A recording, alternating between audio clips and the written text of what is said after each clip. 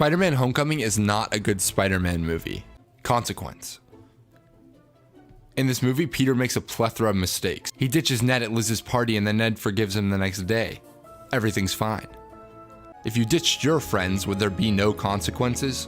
You can't flake out on us now, Peter. We're all missed at Ned's house. Don't worry, I got my pieces, I'll be fine. Oh, come on, Miles. Oh no, I completely forgot about Harry and Miles. They've cancelled our game. But to be honest, fun and games is the last thing on my mind right now. Question time. What is one of the fundamental characteristics of Peter Parker? 3, 2, 1. One of the fundamental characteristics of Peter Parker is that he can't catch a break. Everything goes wrong in his life. Even if he makes the right choice, even if he makes the hard choice, his life still sucks. That's what's endearing about Peter Parker. He still chooses to be Spider-Man, even if the consequences of being him outweigh the benefits. Peter Parker is us. His entire purpose as a character was to be relatable to the reader, a dorky, nerdy outcast with a good heart. I won't make him the handsomest guy in the world or the strongest. I won't make him rich. He'll have money worries. I can relate to that because I had money problems in those days.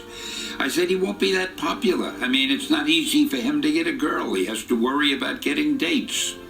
And I figured that most of the kids or the teenagers or the young adults who read those stories would be able to relate to that because life isn't easy for anybody, really.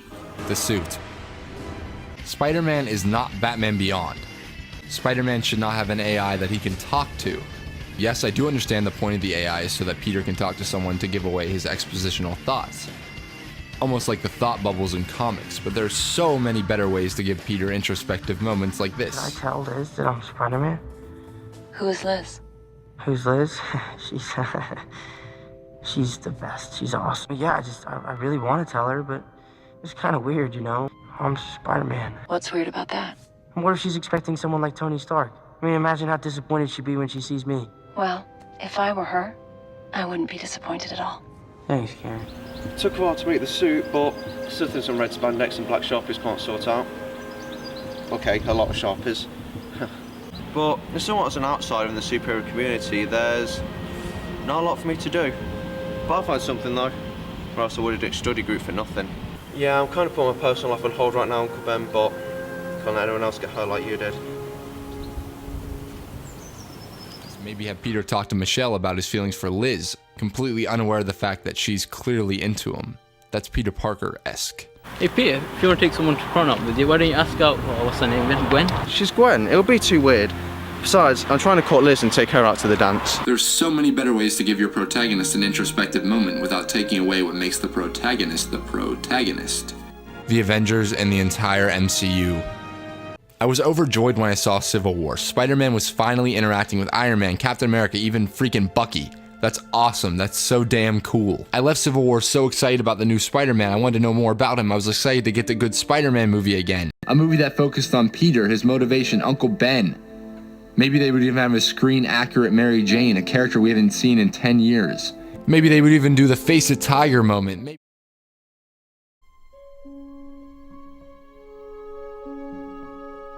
I thought the whole situation with Mary Jane was one of the best things I had. I am so proud of the way I did that. The character was mentioned for like 3 or 4 months before she came on the scene in issue 42. They had referred to her aunt and Mary Jane's aunt were scheming to get them together. And the joke was, is she a dog or is she beautiful? It's a funny thing. This panel has become very famous. Anybody who's ever read Spider-Man remembers this panel. I ended a story with Peter opening the door, and there is Mary Jane standing in the doorway. And as I told John to do, and he did it magnificently, he drew the most beautiful girl you could ever imagine. And she looks at Peter, and the line I gave her was, "Face it, Tiger, you hit the jackpot." Maybe they would explore Peter wanting to be a photographer. Maybe he would get his money by posting on the Daily Bugle YouTube, exploiting himself as Spider-Man and making 2 cents per video. Would this younger Aunt May not like the idea of Peter trying to support her? How does Ben's death affect her? I had so many questions after watching Civil War and was so excited to get back to a smaller, more personal story involving Peter Parker. But Homecoming doesn't focus on any of that. It doesn't really focus on anything that makes a Spider-Man film. The movie doesn't focus nearly enough on the human element of Spider-Man. The film's director, John Watts, described Homecoming as mainly a John Hughes high school movie. Just because you reference Ferris Bueller doesn't make you Ferris Bueller. John Hughes movies focus on character, establishing characters, the relationship between characters, and the drama involved with being in high school. That way to approach a Spider-Man movie on paper is excellent. I wanted the perks of being a Wallcrawler, but I ended up getting 13 Reasons Why Spider-Man Homecoming is not a good Spider-Man movie.